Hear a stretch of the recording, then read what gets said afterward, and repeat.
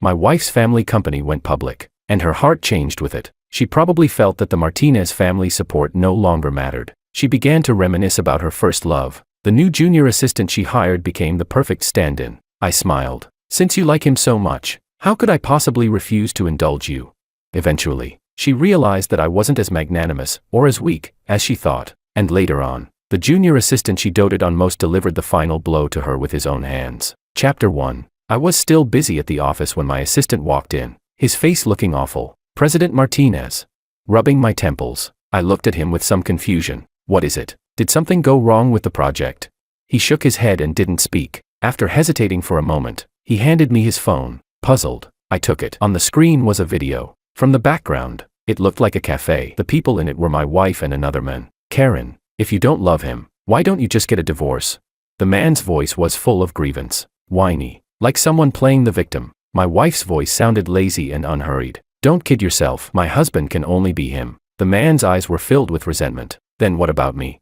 My wife gently straightened his collar. Other than that title, I can give you everything. What more could you possibly want? I turned off the video coldly, my heart filled with a silent sneer. What she couldn't give that man was something I had never cared about in the first place. My assistant had investigated thoroughly. That man was named Isaac, a junior assistant Karen had just hired into the company. A few days earlier, the Castro Group had successfully gone public. Karen Castro had attended the event with him by her side. That very day, she sent the assistant who had followed her for many years off to a branch office in another city as its general manager. She gave Isaac the assistant position, because her former assistant was from the Martinez Group. My assistant looked at me, his expression ugly. I stared out the window indifferently, saying nothing. In fact, the moment I saw Isaac earlier, along with the anger, what I felt more was a sudden clarity. At first glance, I could tell that Isaac looked very much like Karen's first love, about 70% alike, and he was deliberately imitating every single mannerism of Karen's first love. He probably knew exactly where Karen's weakness lay. Everyone in City A's upper-class social circle knows that Karen and I are considered childhood sweethearts, that we've known each other since we were in diapers, but I know very well that things between us were never as perfect as others imagined. Why did we end up together? It was nothing more than a union of interests. Back in high school, Karen fell in love. The person wasn't me. After the college entrance exam, her first love left without a word. No one knew why, and no one knew where he went. Chapter 2. Later on, I also went abroad to study. Just when I thought Karen and I would never cross paths again, she came to find me. Hector Martinez, I don't dislike you. Let's be together. Looking at the woman in front of me, I fell silent. To be honest, Karen was very beautiful, the kind of sweet, cute girl next door type. She was indeed my type. Before that, my parents had already talked to me about this matter. She knew very well that I wouldn't refuse. And just like that, we began trying to step into each other's lives. Through countless days and nights, I stayed by her side, doing my best to be a qualified boyfriend. 3 years later, we finally walked into marriage, and I personally put the wedding ring on her finger. But 3 years of feelings, along with the Martinez Group's full support, still couldn't outweigh the trace of memory buried deep in her heart. Even if the one carrying that memory was nothing more than a look-alike substitute. Though the video was short, I saw a long-lost tenderness in Karen's eyes. I knew it then, she had truly fallen for him. Since that was the case, I would grant you your wish. The Martinez family doesn't keep trash. The next morning, Karen didn't come home until early dawn. Seeing me sitting at the dining table, eating breakfast unhurriedly, completely unconcerned about why she hadn't come home all night, she froze for a moment. Then she quickly adjusted herself, acting as if nothing had happened. She even casually handed me a bag. This is a gift I picked out for you. She didn't explain her overnight absence at all, yet that gift carried a hint of guilt. In the past, unless it was Valentine's Day or some anniversary, she would never give me gifts. I smiled faintly, with a trace of mockery. Did she really think a single gift could smooth everything over? I set the gift aside. I had no intention of opening it, though she felt guilty. Seeing my attitude still made her a little unhappy, but that displeasure lasted only an instant. Seeing that I had no intention of engaging with her, and driven by guilt, she didn't argue with me and simply walked into the bedroom on her own. Out of the corner of my eye, I saw Karen smiling as she opened the safe. I knew that safe, it had been there since before our marriage. There was nothing valuable inside, only fragments of memories between her and that first love. The most valuable item was merely an exquisitely designed platinum bracelet. I sneered and shook my head, not bothering to pay attention to what Karen was doing. Soon enough, a bracelet appeared on her wrist. That bracelet was their token of love from back then. She had carefully treasured it for many years. She had never once allowed me to touch it. After putting on the bracelet, Karen didn't say a word, and left the house in high spirits. I shook my head indifferently. What isn't yours will never truly be yours. Forced affection never tastes sweet, so I'll give you your freedom. Once, I thought a marriage of alliance wasn't so bad. Even though it meant completely losing my right of inheritance within the family, it was still a life tens of thousands of times better than that of ordinary people. But what I got in return was sheer ingratitude. I thought 3 years of companionship would make her learn to face reality. Yet all it took was a man who looked somewhat like her first love for her to risk offending the entire Martinez family, and choose betrayal. Chapter 3. The relationship between the Martinez family and the Castro family could only be described as average. It was simply that both families were based in City A, so we inevitably crossed paths. Ending up together was a fairly traditional marriage alliance between wealthy families. From childhood to adulthood, Karen and I had almost completely overlapping social circles. The same kindergarten, the same elementary school, then middle school and high school. It wasn't until college that our lives truly stopped intersecting. Karen was beautiful and very popular within our circle. Unlike me, I never stood out in any way and had always been more of a background character. Later on, cooperation between the two families gradually increased. Under pressure and encouragement from both sides, Karen and I started interacting a bit more. Just a bit more. We went from merely nodding acquaintances to being able to exchange a few extra words. But she was always proud. I knew she looked down on me. After all, I wasn't handsome, my grades were average, and aside from my family's money, I had no outstanding strengths. But the Castro family wasn't short on money either, and I had no intention of being a simp, throwing my dignity away for someone who didn't care. There were plenty of beautiful women in the world. Why should the second young master of the Martinez family debase himself like that? In high school, Karen's first love, Sean, appeared. He was a transfer student. The moment Sean showed up, he captured the hearts of almost all the girls. Beneath that bad boy exterior was a top student, handsome, great at basketball, and consistently ranked at the top academically. He was practically born to attract girls. Many girls pursued him, but the one who succeeded was Karen. In fact, Karen was so in love with him that she became obsessed. I still remember how, back then, Karen's pursuit of him caused a huge stir throughout the school. So many girls were infatuated with that boy. One day during lunch break, I heard a burst of shouting and cursing from girls outside the classroom. It was Karen. Worried something might happen to her, I rushed out of the classroom and ran over. I had barely arrived when I heard Karen threatening someone. "Sean is mine. You'd better know your place." As she spoke, she started fighting with a few girls beside her. Before things escalated, Sean pulled her into his arms. "Little princess, you're supposed to be a lady." I give in. Fine, I'm yours. Okay.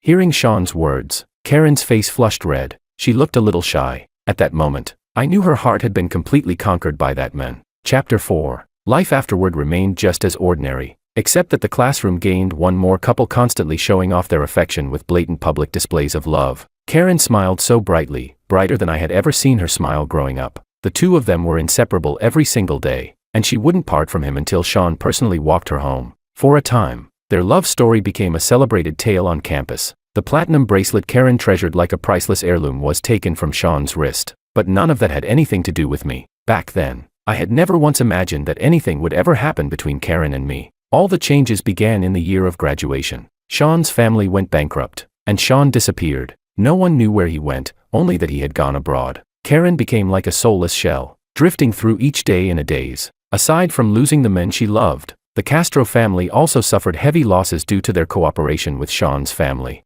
None of this concerned me. Following my family's wishes, I went abroad to study. Half a year later, she suddenly appeared at the door of my apartment. When she saw me, she cried hysterically, completely stripped of her former cold pride. She begged me to date her. To achieve that goal, she waited outside my apartment every day for an entire week. Only then did I realize that the impact of his family's bankruptcy was far greater than we had seen. The Castro family had been dragged down as well, left only one step away from collapse. I agreed to her request, not because I was soft-hearted, but because my father called me. A marriage alliance would be good for both families. If you don't dislike her, then agree. Anyway, your older brother is the heir. You should also contribute something to the family. After thinking it through all night, I agreed. At the time, I naively thought I had finally won the beauty and would live a carefree, shame-free freeloader life. Only now do I understand that she never truly forgot that man. Was Karen cold-blooded and heartless?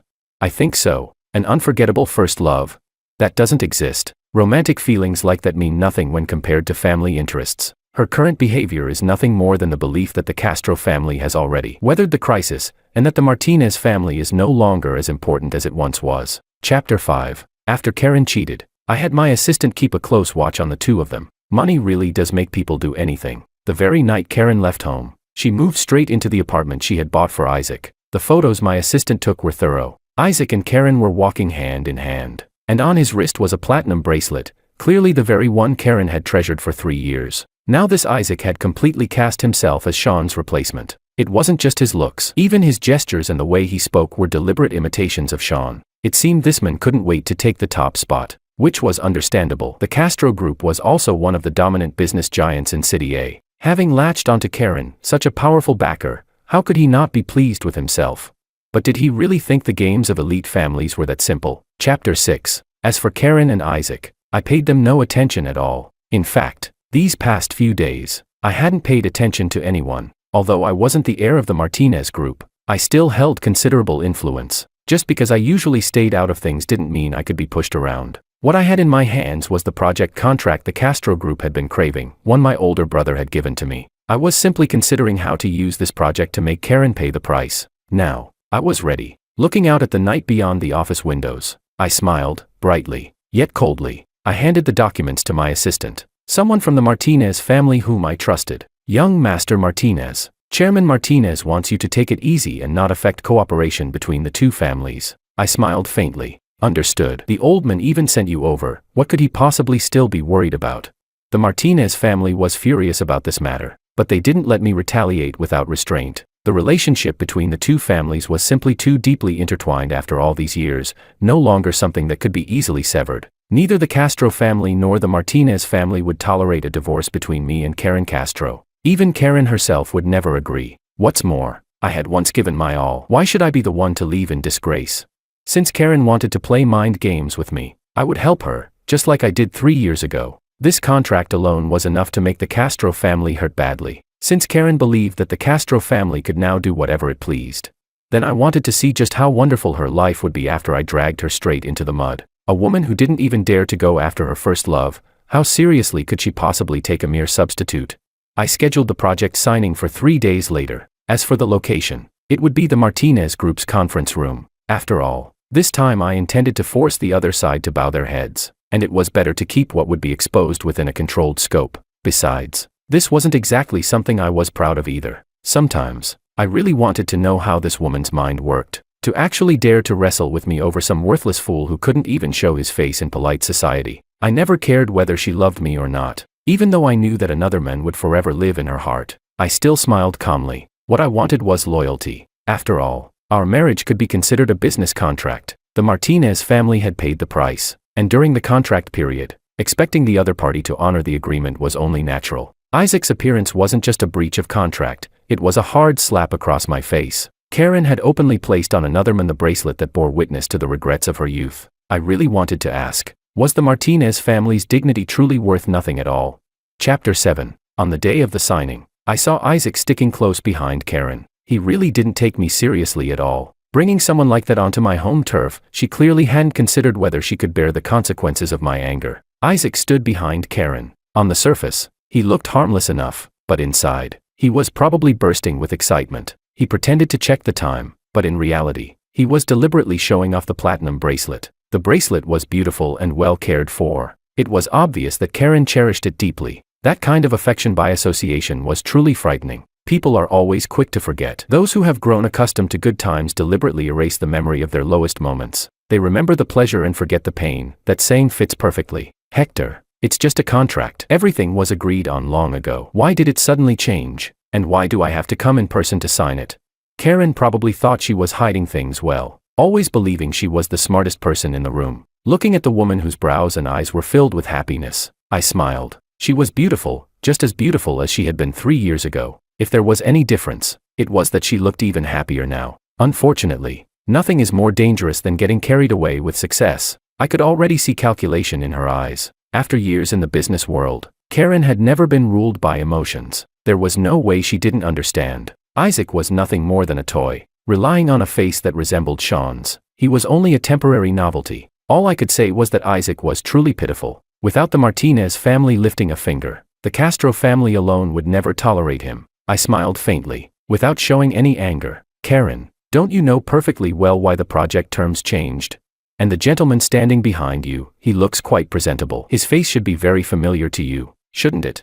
My tone was calm, as if I weren't talking about my own affairs at all. Those few words were enough to make Isaac panic. President Martinez, you've misunderstood. I'm just President Castro's assistant. How boring, not even worthy of being called a proper toy. With courage like that, he still dared to play the role of the other man. When I didn't respond, Isaac grew even more flustered. Over all these years, even if I rarely involved myself in company matters, the Martinez family's reputation wasn't something just anyone could challenge. President Martinez, I really am just President Castro's assistant. If you don't believe me, you can ask President Castro. I found it amusing. I hadn't planned to drag this disgraceful thing into today's meeting, but since he'd thrown himself into the fire, he could suffer along with it. Isaac, shut up. At the sound of Karen's voice, Isaac stiffened. His eyes filled with unease. Chapter 8. Isaac wasn't stupid. Hearing Karen speak, he finally realized the situation. The nature of his relationship with Karen was never something that could be hidden from me. Those explanations were pointless. From the moment he crossed the red line, his fate was no longer his own to decide. Karen's face was cold. She was smiling, but the anger in her eyes was impossible to suppress. She had also guessed my purpose. The contract in my hands was crucial to the Castro family. Don't be fooled by the fact that the Castro family had rung the bell and gone public. They were merely newly risen elites, not yet bold enough to openly turn against the Martinez family. Today, Isaac was destined to suffer a little, but I wasn't going to give her what she wanted. After trampling the Martinez family's dignity into the dirt, did she really expect me to sign the contract on the original terms just because we were husband and wife? Now do you understand why the contract changed? Do you need me to spell it out for you? After saying that, I couldn't be bothered to look at Karen anymore and gestured to the assistant behind me. Very soon, several tall bodyguards entered the office. The moment they walked in, they restrained Isaac. President Castro. Isaac barely got the words out before the bodyguards slapped him several times, forcing him silent. Karen's expression darkened. She hadn't expected me to be this merciless. My dear wife, does it hurt to see this? As long as you say the word, I'll release him immediately. My tone remained calm, without the slightest hint of emotion. But Karen wasn't a fool. She understood the implication behind my words. Letting him go was possible, but the contract would bleed heavily. Letting Isaac suffer would not. Once he understood, Isaac looked at Karen with hope, as if expecting her to plead for him. But Karen didn't look at him at all. She lowered her head, clearly deep in thought. Hector, he's just a junior assistant. There's no need to take him seriously. Let's talk about the contract. I smiled, saying nothing. Isaac's face turned completely pale. He probably thought I was about to do something to him. He was overthinking it. It wasn't worth dirtying my hands over someone like him. Seeing my expression, my assistant, very perceptive, handed over 2 copies of the contract. Along with them, a baseball bat. Chapter 9. Karen Castro reached out and took the 2 contracts. The contents were largely the same. The only difference lay in the price the Castro family would have to pay. But no matter which one it was, the cost to the Castro family far exceeded what had been agreed upon before. Hector, what does this mean? Of course I'll choose the one with higher profits. A smile resurfaced on Karen's face. She was probably trying to defuse the awkwardness in the room that way. I pointed at the baseball bat beside her. Then you know how to use that, right? Before she could respond, I continued speaking on my own. The other one doesn't require that thing. I looked at Karen. A flicker of panic crossed her face, but she quickly steadied herself. Hector, you're really good at joking. Even now, she still wanted to brush it off. I shook my head. Then I reached out and played the video on my computer. The very one my assistant had shown me before. Other than that title, I can give you everything. What more could you possibly want? Hearing herself say those words on screen, Karen finally panicked. Hector, She stood up, trying to walk over to explain herself. I raised my hand to stop her. Karen, we've known each other since we were kids. You should know what kind of person I am. The contract wasn't signed under the original terms. That's a small punishment, for you and for the Castro family. As for how heavy it is, you get to choose. I let out a mocking smile and gave an order to the bodyguards. Release Assistant Isaac. The Castro family's internal affairs aren't our concern. The bodyguards moved with efficiency and immediately let Isaac go. Then they formed 2 lines, positioning themselves protectively around me. Were they afraid Isaac might lash out in desperation? No, they just didn't want his blood stinking up the place. Chapter 10. Karen's expression was complicated as she stared at me. After a long while, she finally spoke. Are you sure? This is really just going to end like this? Her face was filled with hope. I knew she wouldn't give up on this man. Today's choice was merely driven by fear of the Martinez family taking action. I shrugged and smiled indifferently. Karen, this is the first time I'm teaching you a lesson. From now on, Stay at home and behave yourself as Mrs. Martinez. If there's a next time, things won't pass so easily." She let out a sigh of relief, yet her eyes were full of calculation. From childhood to now, I had always been the kind of person who repaid every slight. This time was no exception. It was just that the Martinez family wasn't fully prepared yet. Swallowing up the Castro family would be a massive undertaking. I was no longer the second young master of the Martinez family who lived off others, and she was no longer the dazzling heiress she once was. Do it. Once the contract is signed, I still have things to take care of. Karen stood there in silence. This was my final ultimatum. She soon lifted her head. "Assistant Isaac, endure it for a bit. Someone will take you to the hospital afterward." With that, she swung the baseball bat without the slightest hesitation, smashing it down on Isaac's right leg. After more than a dozen blows, that leg was already deformed. Well, there was no remorse, but her ruthlessness was as consistent as ever. Then Karen had her assistant take him away. She sat at the table, said nothing, and signed the contract. In fact, I knew it. Even at this point, Karen still believed I was just throwing a tantrum. What I did today was completely out of character for me. She was convinced the Martinez family wouldn't allow me to go too far. After all, the Martinez and Castro families had been entangled for far too many years. One falling would mean the other wasn't far behind. The Castro family couldn't survive without Martinez capital, and the Martinez family likewise relied on Castro's support. As a second young master without inheritance rights, if I were smart enough, I should have known to turn a blind eye. Unfortunately for her, she still didn't understand. I had more than enough reasons to persuade my father and my elder brother. Otherwise, today would never have happened. Chapter 11. That evening, I went to the hospital with my people. No matter what, Isaac was a key part of my plan. What my father and elder brother cared about was that the Martinez family's business didn't suffer any losses. As for me, I was already tired of being the second young master of the Martinez family with no real power. Replacing the Castro family and taking control myself wasn't that far more appealing. Seeing me standing by the hospital bed, Isaac didn't dare to breathe too loudly. Lying there awkward and at a loss, Karen had been afraid I wouldn't be satisfied, so she hadn't held back at all. Although she avoided the knee, she still beat his lower leg badly enough to fracture it. His eyes were filled with resentment. Looks like he really was desperate to climb higher. From Karen's attitude alone, he knew exactly what he amounted to. I smiled and sat down beside him. The platinum bracelet was still on Isaac's wrist. Apparently, this was Karen's promise to him. Noticing my gaze, Isaac's expression grew more and more fearful. "Young Master Martinez, you've already punished me. Just tell me what you want, I'll do it. When my leg heals, I'll leave City A immediately." Before he could finish, I interrupted him. "I'm not going to force you to leave, Karen, but I have conditions." Isaac froze, clearly not expecting me to make such a proposal. I smiled. Young people would always be young. Even after seeing the extravagance of high society, they still didn't understand its rules. A toy that couldn't even make it onto the stage wouldn't know how it died. Even at the end. "Why you? What are you saying?" Isaac looked utterly incredulous. "I don't understand what you mean." I chuckled softly, keeping my tone as even as possible. "You're just a substitute. Without you, there will be others." Isaac looked even more confused. "But doesn't that mean she's cheating on you? And you're really this generous?"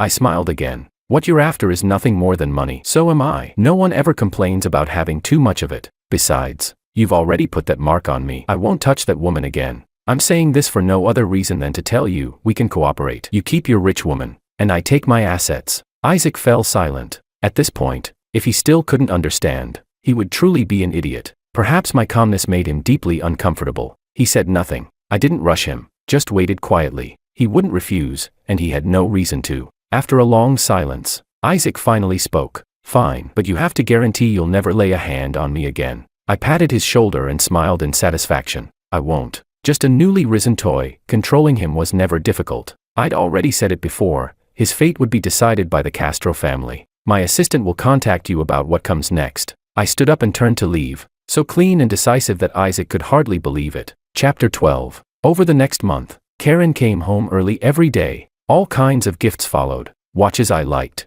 ties, bespoke suits. It wasn't because she regretted anything. It was simply because the contract had been signed, but if the Martinez family wanted to tear it up, it wasn't impossible. That contract was far too important. If successful, it would completely cement the Castro family's position in City A. That was why, even at more than double the original cost, the Castro family was determined to secure it. "No need." I said what I said. "Go keep Isaac company. You're already tainted. I won't touch you again. But for the sake of cooperation between the two families, we won't interfere with each other from now on." Karen said nothing in response. After confirming that I meant every word, she left the villa and never came back. I didn't deliberately inquire about what the two of them were doing. The assistants would keep a tight watch for me. I had more important matters to handle. I was busy setting up multiple companies and gradually swallowing up the Castro Group's assets. In fact, during those 3 years of marriage, I had never been idle. I already had companies under my name, and using my identity as the Castro family's son-in-law, I had long since taken control of part of their business. That was also why Karen Castro dared to act so openly. In her eyes, the Martinez family's help was no longer essential to the Castro family, and I, the second young master of the Martinez family, without the identity of the Castro family's son-in-law, would have long been reduced to nothing. I shook my head, forcing those thoughts out of my mind. Children of wealthy families never treat the so-called true love that ordinary people spend their lives pursuing as their ultimate goal. Once I fully absorbed the Castro Group, I'd have more money than I could ever spend. What kind of woman would I not be able to have then? Chapter 13. In the blink of an eye, half a year had passed. With Isaac's help, the Castro Group looked powerful on the surface, but in reality, every part of its operations was already under my control. As for Isaac, he made a point of pleasing Karen. She doted on him more and more. Aside from the money Karen gave him, he also worked with me and pocketed a great deal of extra wealth. Watching the ever-growing number of digits in his bank balance made Isaac's eyes light up. Unfortunately for him, in order to keep him under control, although the account was in his name, the password was still in my hands. A pitiful creature like him didn't deserve to enjoy that much wealth. The current state of the Castro Group probably made Karen Castro uneasy. The Castro family had already realized something was wrong. They were still the nominal decision-makers of the group, but when it came to matters big and small, if a decision aligned with the interests of the Martinez Group, or more precisely, my interests, everything went smoothly. But the moment they tried to make changes, they ran straight into walls. Half a year after leaving home, Karen finally sent me a message of her own initiative. "Hector, let's make up." She didn't need to say it. I already knew it was time for us to meet. After all, I was ready. As long as I could persuade my father to cut off the Castro Group's cash flow, I was confident I could turn the Castro Group into the private property of the second young master of the Martinez family within a month. The moment I returned home, Karen came up to greet me. She smiled gently, as if she hadn't been the one who chose betrayal. Seeing that I didn't respond to her, she wasn't annoyed. Still just as gentle as ever, she took a document out of her bag and handed it to me. "I know that incident made you very unhappy, but it's already in the past. I think this document can resolve the issues between us." It was an equity transfer agreement. 10% of the Castro Group's shares, half of the shares Karen herself held. I smiled. So she did know what I wanted. But at this point, shares of the Castro Group meant nothing to me. I didn't take it. Instead, I pulled out the agreement I had prepared long ago and handed it to her. "Take a look. If you have no objections, just sign it." Karen took the document, sat down on the sofa, and remained stunned for a long time. The contents were very simple. 40% of the Castro Group's shares, transferred to me free of charge. That was all of the Castro family's shares, and for free. Only an idiot would agree to that. After a moment of silence, she finally spoke. "Hector, you know this was a marriage alliance. No matter how you retaliate against me, I can accept it, but the shares are different. This is the Castro family's final bottom line. I can give you 10%, and on top of that, 100 million from the Castro family's private assets. Let's settle this, all right?" Trying to fob me off like a beggar. I let out a scornful laugh and shook my head. At this point, she was still trying to bargain with me. I didn't bother being polite and issued my final ultimatum. "Karen, I'll give you 1 week to think it over. If you agree, I'll let you leave the country with all of the Castro family's private assets. Otherwise, you'll be left with nothing at all." Chapter 14. Hearing me stop disguising my intentions, Karen finally lost her composure. Even so, she didn't panic too much. After all, in her eyes, the Castro family was still extremely powerful. The Martinez Group hadn't openly moved against the Castro Group yet. What I said sounded more like a bluff, strong on the outside, weak within. After all, over the past 6 months, cooperation between the Martinez Group and the Castro Group had never shown any problems. All of this led the Castro family to believe that the acts of retaliation were merely my personal actions. Unfortunately for them, my arrangements were already complete. The Castro family was nothing more than meat on the chopping block. Seeing how resolute my attitude was, Karen finally grew anxious. "Hector, I understand that you're angry, but what's done is done. If you don't want this, I'll cut things off with Isaac. If you want to, you can even keep a few on the side." I cut her off directly. "Karen, have I given you too much face? You'd better have the Castro family sign this agreement. Otherwise, bear the consequences yourself. I'm still willing to let your family leave the country with their private assets. Keep pushing me, and you might not even keep that. Within the Castro family, Karen was not the only heir. It was only because she married me and leveraged the Martinez family's influence that she became the actual controller of the Castro group. Everything she had done was not unknown to the Castro elders. Yet not a single one of them stepped forward. They all pretended not to see, not to hear. I had been furious for a long time, eager to uproot the Castro family entirely. I wanted to eradicate them completely, yet worried about cornering a desperate enemy. To be honest, it had been a dilemma. Now that she was still trying to struggle, I didn't mind sending the entire family down with her. Karen fell silent. She picked up the agreement and flipped through it. Her face grew paler by the second. After a long while, she finally spoke, her voice full of sarcasm. You've been planning this for a long time, haven't you? You hollowed out the Castro group completely using so many shell companies.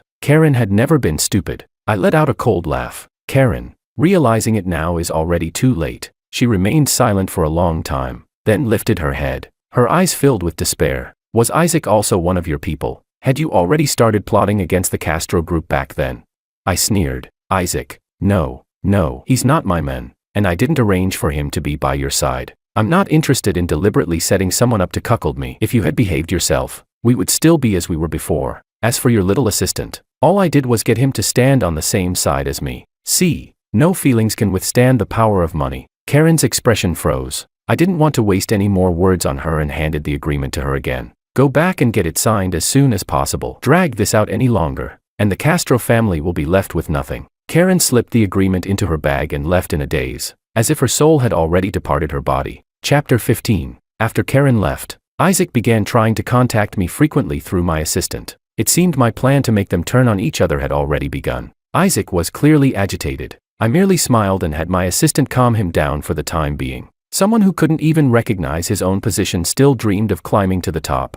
He had been taken in so easily, daring to bargain with a tiger for money that was never meant to be his in the first place. All I could say was that youth was wonderful, and incredibly easy to fool. All I needed to do was sit back and enjoy the show. What I didn't expect was that less than a week later, Karen could no longer hold out. She went to my family home and knelt on the floor to repent. My elder brother personally called me, telling me I had to come home, his tone full of schadenfreude. When I arrived, I saw Karen kneeling in the living room. In just a few days, she already looked much more haggard. It seemed that agreement had put enormous pressure on her, and the Castro family had been blaming her heavily. Earlier, Karen's parents had also called me, offering an apology that came half a year too late, then urging me to stop. Too little, too late. When she saw me enter, a spark returned to Karen's eyes. Hector.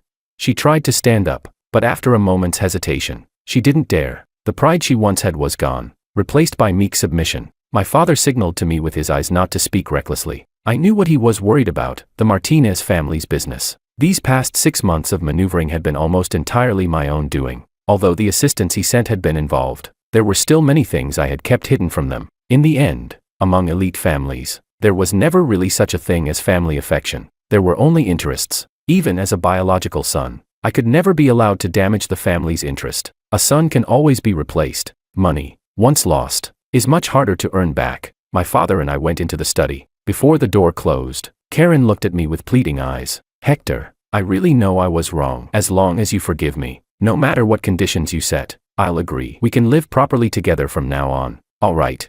I let out a cold laugh. How did this woman even have the nerve to say something like that? She hadn't come home for half a year, and now she was talking about living properly together. Did she think my place was a recycling center for trash? Karen, it seems the Castro family has no intention of signing the agreement. In that case, there's no need to sign it at all. With that, I walked straight into the study without another glance. Chapter 16. Inside the study, my father and I sat facing each other. Just as I had expected, he couldn't wait to know how we could carve the biggest possible piece of flesh off the Castro family. After hearing my plan, he both loved it and hated it. What he loved, of course, was that the Martinez family would reap enormous profits from this, no less than $3 billion. What he hated was that his own son hadn't told him the full truth until the very last second, and that assets worth well over $10 billion had already ended up in my hands. The Castro family has always been the Martinez group's most important partner. What you're doing puts me in a very difficult position. I looked at the men in front of me, my father, feeling a strange sense of unfamiliarity. Yet I wasn't surprised by his words at all. 3 years ago, wasn't it he who had told me to marry Karen? It could be said that in my miserable marriage, his role was no less significant than that of the Castro family. I didn't argue back. I waited until he finished speaking before calmly responding. Father, Wealth should stay within the family, no matter what. The Martinez Group profits from this, and whether the Castro Group is in my hands or yours, what's the difference?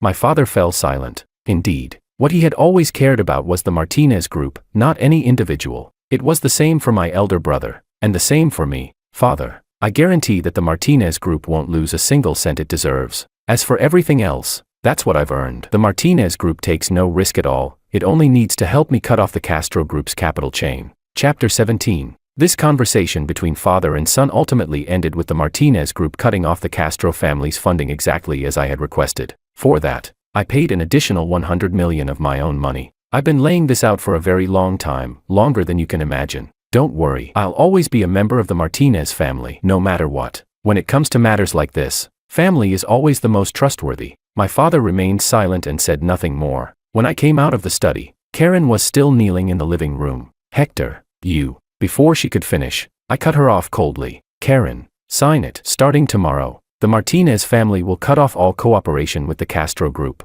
After tossing out that sentence, I directly ordered the bodyguards to remove her. Karen was thrown out in a daze. No matter how she knocked on the door afterward, no one responded. Chapter 18. The Castro family finally compromised. If the Martinez family truly moved against them, they would lose everything, even the shirts off their backs. On the day the agreement was signed, Karen grabbed my arm, her eyes full of resentment. Hector Martinez, you're truly ruthless. I gave you 3 years of my youth, and you don't feel even a shred of affection. It was just one small mistake, yet you destroyed me like this. I shook her off without hesitation. Karen, the moment your heart began calculating against the Martinez family, there was only one road left for us. She glared at me with hatred. Then what about the Castro family? I'm the one who wronged you. Why did you have to go after the Castro family as well?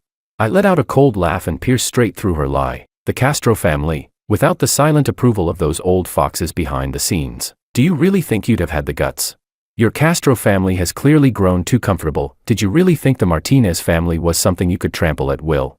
When her lie was exposed so bluntly, Karen's face turned deathly pale. News of the Castro Group changing hands quickly caused an uproar throughout City A. Many curious onlookers tried every means to dig into the truth, but I truly had no time to deal with them. I had now completely absorbed the Castro Group, and there was far too much to take care of. Besides, although I had achieved my goal, the Castro family members themselves still hadn't been dealt with. Failing to eradicate the roots would only invite future trouble. Unexpectedly, at this moment, Isaac came looking for me. In a cafe, the current Isaac no longer had even a trace of his former smugness. Ever since Karen Castro found out that Isaac had helped me undermine the Castro Group for money, his life had become miserable. What do you want with me? I asked. He took a sip of coffee, his expression bitter. I need your help. He gripped the cup tightly, his face full of panic. If my assistant's statistics were accurate, he had encountered at least 3 life-threatening incidents recently. All accidents, at least on the surface. Unfortunately, the probability of so many pure accidents was simply too low. I smiled faintly. Why should I? What benefit do I get from helping you? He clenched his teeth. After a long struggle, he finally spoke. I know what the Castro family is planning. I see. He knew how to read the room. I wasn't surprised. How could the Castro family possibly trust me?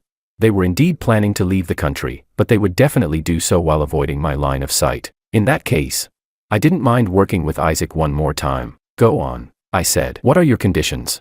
He hesitated, took another sip of coffee, then set the cup down. He looked extremely agitated. After a long while, he finally spoke hoarsely. I don't want much. Give me the money you previously transferred into my account, and send me abroad. Chapter 19. When I saw Karen again, it was already in Southeast Asia. To evade the Martinez family surveillance, the Castro family had really gone all out. They had actually gone to the southwestern border, crossed illegally with the help of local smugglers, and slipped into Southeast Asia. The original plan was to buy new identities there, then head to Europe and enjoy the rest of their lives. They never expected me to intercept them right there. When I arrived with my bodyguards, the Castro family still believed they had escaped to safety. Bang, bang, bang. Someone knocked on the door. When it opened and she saw it was me, Karen's face instantly changed. Why is it you?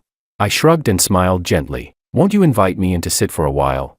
She let out a self-mocking laugh and stepped aside. By now, she had already accepted her fate. The moment the bodyguards entered, they subdued everyone. The Castro family had completely given up. They were pressed to the ground by the bodyguards, forced to kneel. Hector, don't do anything rash. Even though this is overseas, it's still a city. The police will be here soon. Karen's father's voice trembled with fear. The bodyguards quickly taught them how to keep their mouths shut. I sat down on the sofa, lit a cigarette, and quietly watched them without saying a word. Karen knelt on the floor, crying bitterly. Hector, this was all my fault. Blame me alone if you must. After all, we're still husband and wife. If she hadn't said it, I would have forgotten. I had never even considered divorce. She cried miserably, begging over and over. I'm sorry, I was wrong. She lowered her head, but it was far too late. There was no longer any possibility left between us. If the Castro family wasn't completely dealt with, I would never feel at ease. The Martinez family had helped them back then. Yet the moment their family regained a bit of strength, their traitorous nature surfaced. Hector, I'm sorry. It wasn't until I lost everything that I realized you were the one who loved me the most. I thought I couldn't let go of Sean, so I found a substitute. I regret it. Please, just let me go. I'll do anything. Anything at all. Okay.